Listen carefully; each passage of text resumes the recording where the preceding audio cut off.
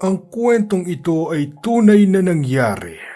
Magandang araw sa iyo, Sir Marco, at sa mga tagapakinig sa iyong channel. Pakitawag niyo na lang po ako sa pangalang Loy. Mahigit 40 ang edad at pamilyado.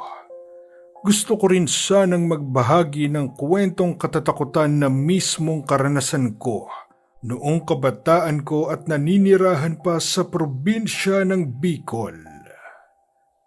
Karaniwan na o madalas nakaririnig tayo ng mga kwentong aswang kung saan iimbitahan sa isang okasyon gaya ng pista ang nagiging biktima.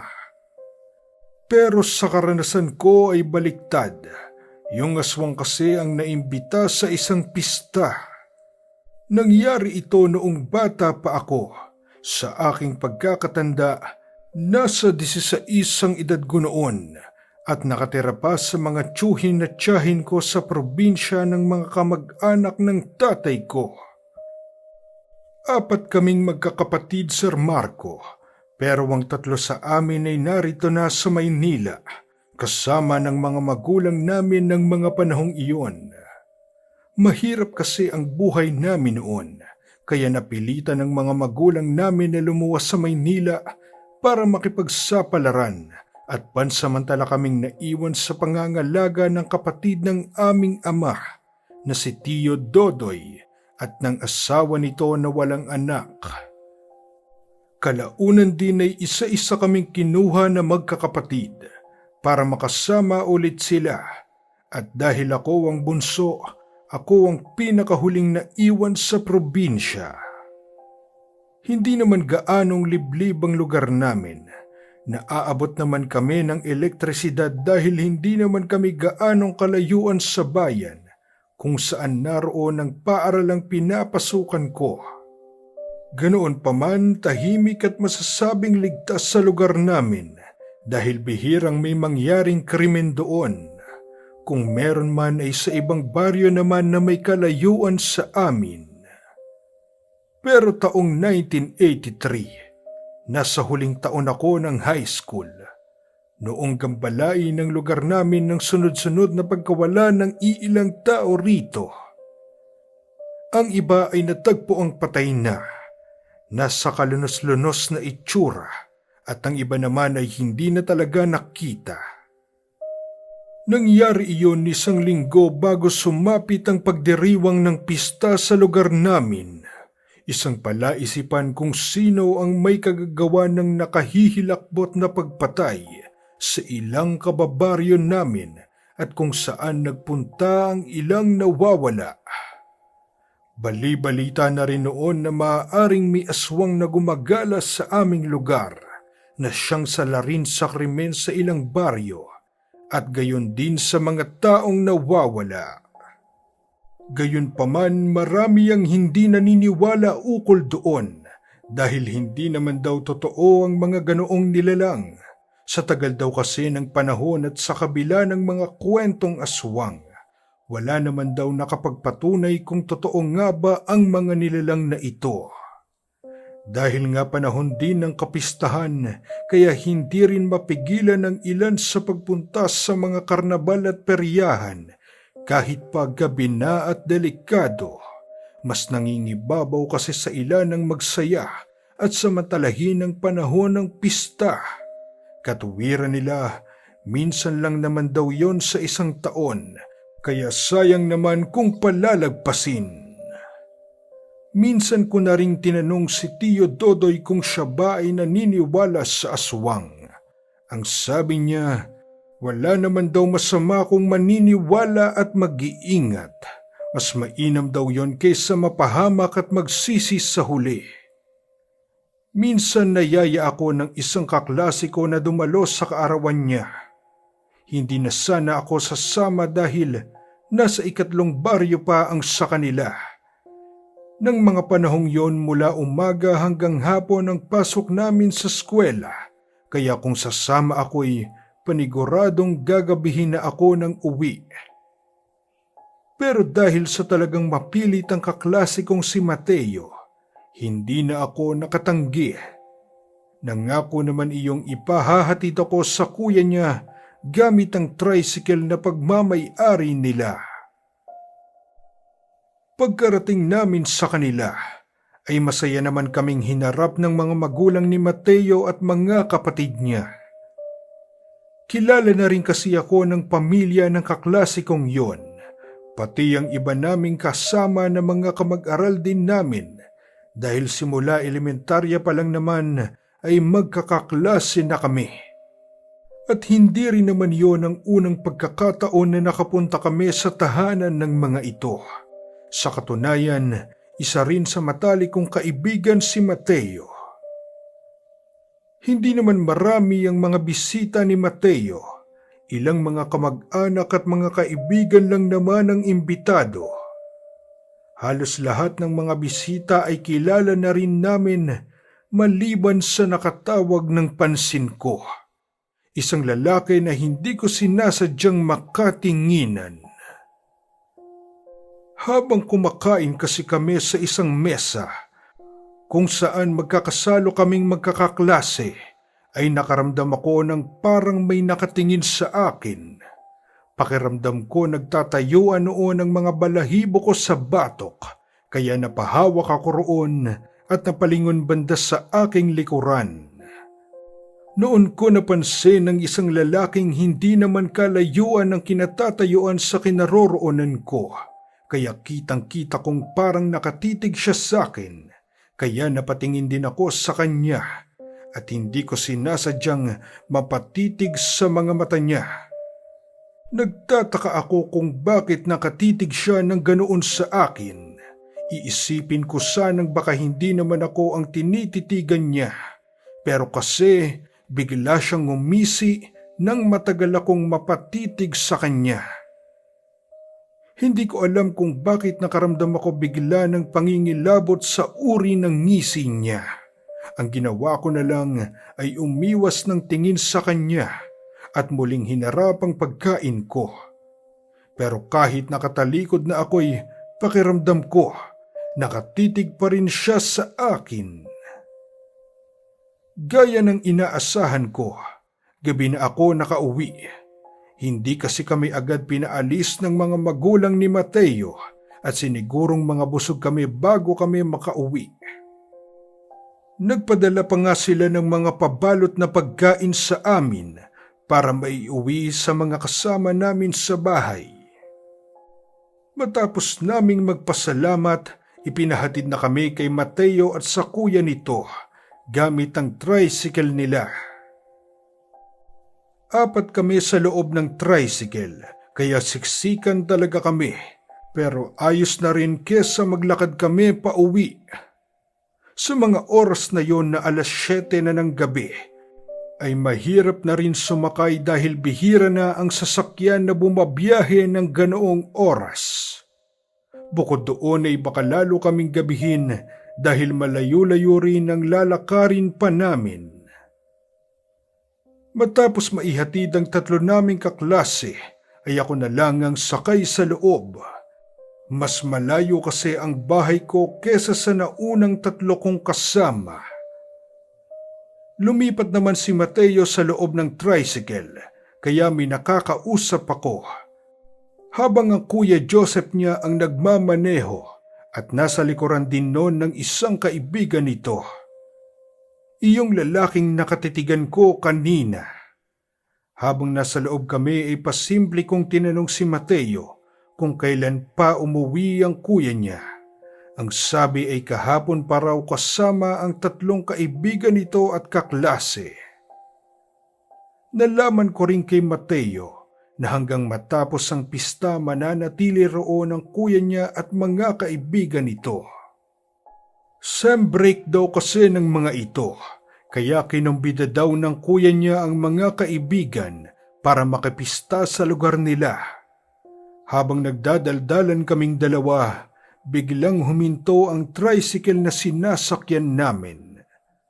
Malayo-layo pa yun sa amin, kaya nagtaka kami ni Mateo. Nalaman namin na naubusan pala ng gasolina ang tricycle kaya tumirik iyon. Napakamot na lang ako sa batok dahil malinaw na maglalakad patuloy ako pa uwi. Nagpresenta naman sina Mateo at kuya niya na ihahatid pa rin ako para may kasama akong maglakad, pero nakahiyaan ko na rin kaya tumanggi na lang ako. Kung sasamahan pa kasi nila ako, pihadong aabutan sila ng hating gabi sa daan pabalik sa kanila. Isa pa, baka mawala pa ang tricycle kung iiwan nila roon. Habang naglalakad, nakaramdam ako ng bahagyang panlalamig gawa ng malamig na simoy ng hangin. Idagdag pa na medyo umaambon-ambon din noon. Nangangapa ang mga paa at mga mata ko sa dilim dahil niwala man lang buwan ng gabing iyon.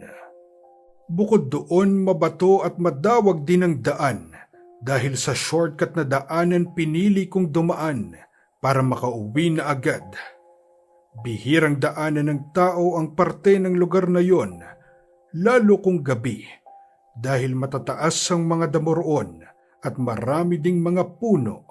Sa madaling salita, liblib at masukal. Pasipol-sipol ako ng mahina. Nililibang ko ang sarili ko para hindi mainip sa paglalakad. Nang makarinig ako ng mga kaluskos na hindi ko alam kung saan banda nang gagaling. Napahinto tuloy ako at nagpalinga-lingas sa paligid, pero dahil nga madilim, kahit anino, wala akong nakita. Tinuloy ko ang paglalakad. Kaunti na lang naman at mararating ko na ang sa amin, pero bigla nakaramdam ako ng parang may sumusunod sa akin. Akala ko ay sinundan pa rin ako nila Mateo, kaya naisip kong huminto at lumingon, pero katulad nung una, wala namang ibang tao doon maliban sa akin. Hindi ko tuloy maiwasang makaramdam ng kaba, lalo't sumagi pa sa isip ko ang nakalipas na nangyaring krimen sa mga kalapit baryo namin, ang usap-usapan ng iba na kung hindi masasamang loob ang may gawa, marahil ay isang aswang daw. Pinanayuan ako ng balahibo sa naisip kong yon, kaya ang kabang nararamdaman ko kanina ay nadagdagan na rin ng takot. Binilisan ko ang paglalakad. Ang pakapakapa kong mga paa noong unay, naging malalaki na ang hakbang. Pero sa halip na makalayo ako sa mga kaluskos na naririnig, ay mas lalo pang lumakas yon sa pandinig ko. At sa gilid ng aking mga mata, nakikita ko ang paggalaw ng mga dahon sa malalaking halaman na nadaraanan ko, na para bang sadyang may humahawi roon. Dahil doon hindi ko na napigilan ng mapasigaw sa takot habang mabilis na tumatakbo. Sa halip ay paulit-ulit akong nagdasal na sana ay makarating na ako sa bahay namin. Habang kumakaripas ng takbo, hindi ko napansin ang isang bulto ng tao, kaya malakas akong bumangga roon. Halos tumalbog ako matapos kong tumumba. Napapikit akong nagsisigaw sa pag-aakalang iyon na ang aswang. Napadilat ako ng mga mata nang magsalita iyon at makilala ang boses nito. Si Tio Dodoy. Mariosep kang bata ka. Ano't nagsisigaw ka? Nakita mo lang ako.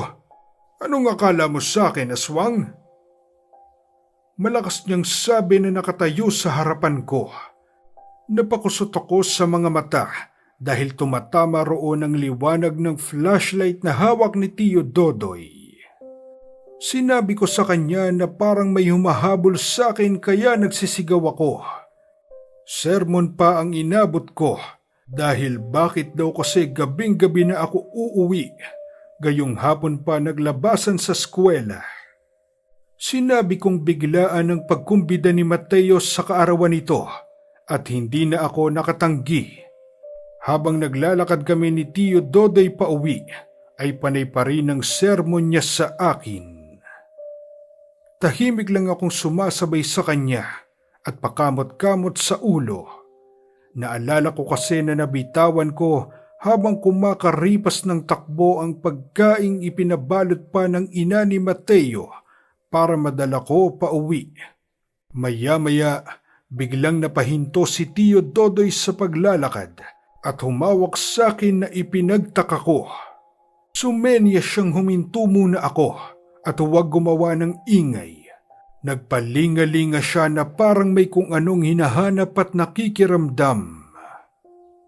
Nagsalita siya ng pabulong at ang sabi ay nangangamoy tayangaw daw sa paligid. Ang tayangaw ay isang uri ng insekto na napakabaho ng amoy na madalas ay makikita sa mga halaman o mga pananim. Suminghot-singhot din ako para maamoy ang sinasabi ni Tio Dodoy at tama nga siya. Amoy tayangaw ang paligid at habang tumatagal ay patapang ng patapang ang amoy nun kaya napatakip ako sa ilong. Mabilis na inilabas ni Tio ang sundang sa sokbitan nito na nakatali sa bewang niya. Ang sabi niya ay humanda raw ako dahil may aswang daw sa paligid. Nagtataka ako kung paanong nasabi yon ni Tio Dodoy pero hindi ko na nagawang magtanong dahil biglang bumalik ang takot ko. Napahawak tuloy ako ng mahigpit sa braso niya at tinuloy namin ang paglalakad, mabilis pero nakikiramdam. Nang makarinig kami ng malakas na kaluskos mula sa mga damot halaman. Alerto ka, nariyan na ang aswang. Bulong ni Tio sa akin. Bigla na namang nanginginig ang mga tuhod ko sa narinig. Nag-umpisa na akong pagpawisan ng malamig.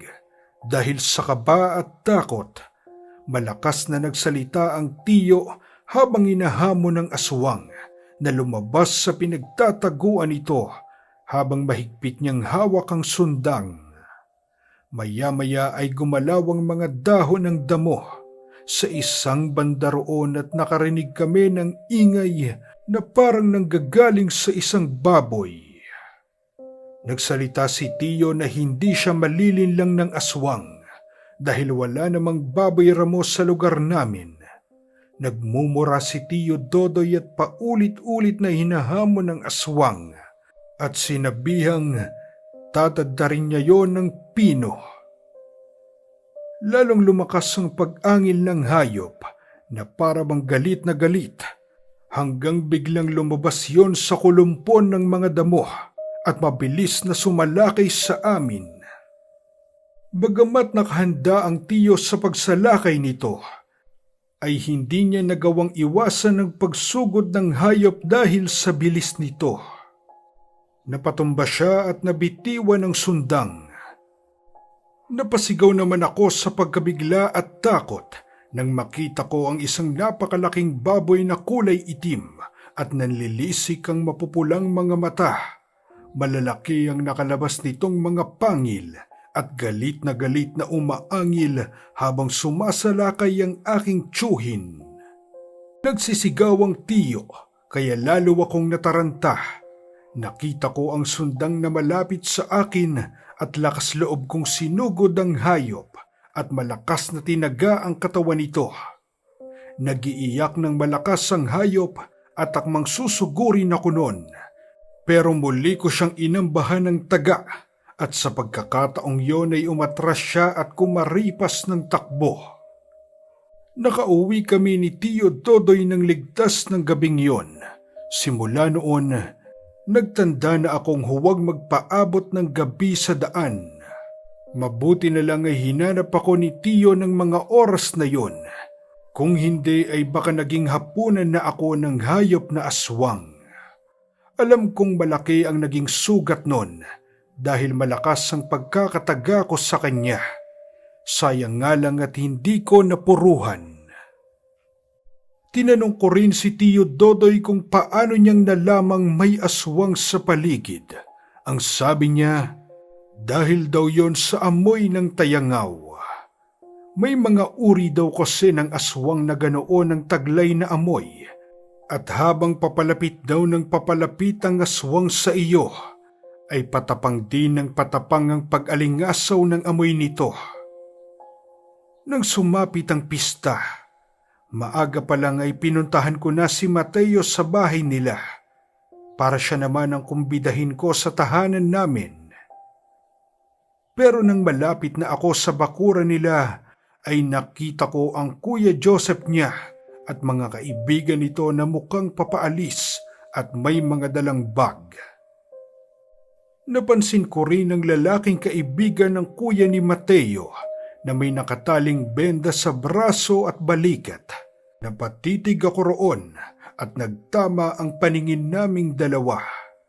Sa pagkakataong yon, mabilis siyang umiwas ng tingin sa akin at dali-daling sumakay sa loob ng tricycle. Ang sabi ni Mateo, napagtripan daw ng masasamang loob ang kaibigan ng kuya niya noong gabi ng kaarawan niya.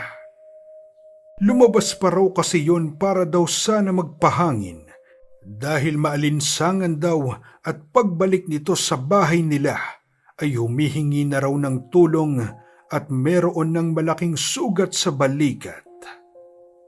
Hindi rin daw nakilala ang may gawa nun kaya hindi na naisuplong sa mga pulis. Matapos daw nitong magamot ay nagpaalam na rin na babalik na sa Maynila. Kaya nagpasya na rin ng iba na sumama na rito at huwag nang dumalo sa pista. Malakas ang pakiramdam kong may tinatagong lihim ukol sa pagkatao nito ang kaibigan ng kuya ni Mateo. Dahil sa tinamo niyang sugat, alam kong ang baboy na aswang na nataga ko at siya ay iisa. At mas lalong tumibay ang kutob ko nang sa pagbalik nito ng Maynila ay hindi na nasundan pa ang krimen sa lugar namin. Hanggang dito na lang po ang kwento ko. Salamat sa pagpapaunlak, Sir Marco.